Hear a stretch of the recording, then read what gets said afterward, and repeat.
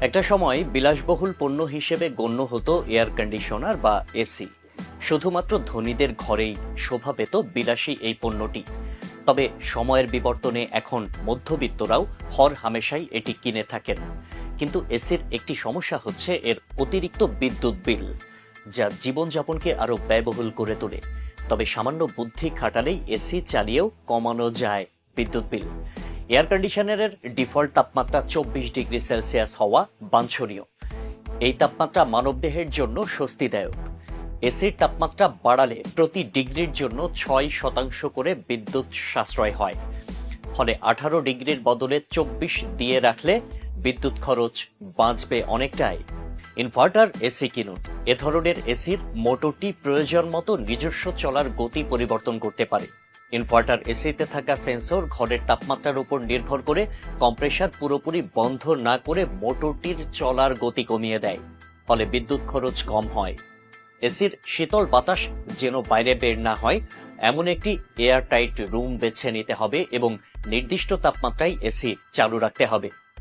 বেলকনির উল্টো দেওয়ালে ও পশ্চিমমুখী দেওয়ালে বাদে এসি বসালে ঘর দ্রুত ঠান্ডা হবে এবং বিদ্যুৎ খরচ কমতে পারে। ঘুমানোর সময় এসিতে টাইমার দিয়ে রাখুন। মোটামুটি ঘন্টা দুয়েক এসি চালানো থাকলেই ঘর ঠান্ডা হয়ে যাবে। তারপর আর এসির দরকার হয় না। তবে ঘুমিয়ে পড়লে অনেকেই পরে উঠে আর এসি বন্ধ করেন না, ফলে সারা রাতই এসি চলে।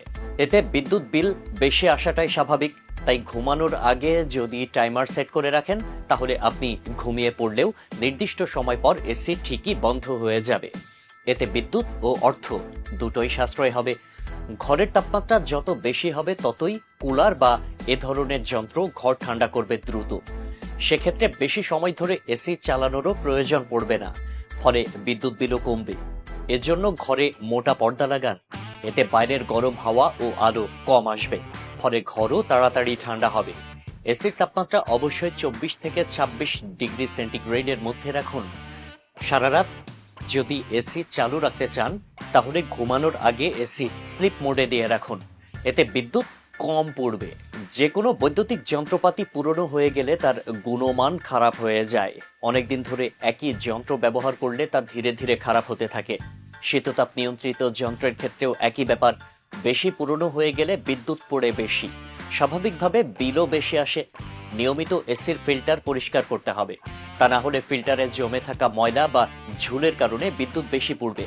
তাই বিদ্যুৎ খরচ কমাতে এসির ফিল্টার পরিষ্কার রাখাও জরুরি। এসির পাশাপাশি রুমের ফ্যানও চালিয়ে দিন। এতে এসির তাপমাত্রা খুব বেশি কমাতে হবে না। ফ্যানের বাতাসের সঙ্গে এসির ঠান্ডাও ছড়িয়ে পড়বে রুম জুড়ে। নিয়মিত এসি সার্ভিসিং জরুরি। পাশাপাশি এসির ভেতরের ভেন্টগুলোও পরিষ্কার করতে হবে। এতে কম্প্রেসারের ওপর চাপ পড়বে কম এবং বিদ্যুৎ সাশ্রয় সম্ভব হবে। অন্যান্য ইলেকট্রনিক ডিভাইস যেমন টিভি, ফ্রিজ এগুলো থেকে তাপ নির্গত হয়। ফলে রুমে এগুলো থাকলে ঘর ঠান্ডা হতে সময় লাগে বেশি। সম্ভব হলে এসি চালানোর আগে ইলেকট্রনিক ডিভাইস বন্ধ করে দিন।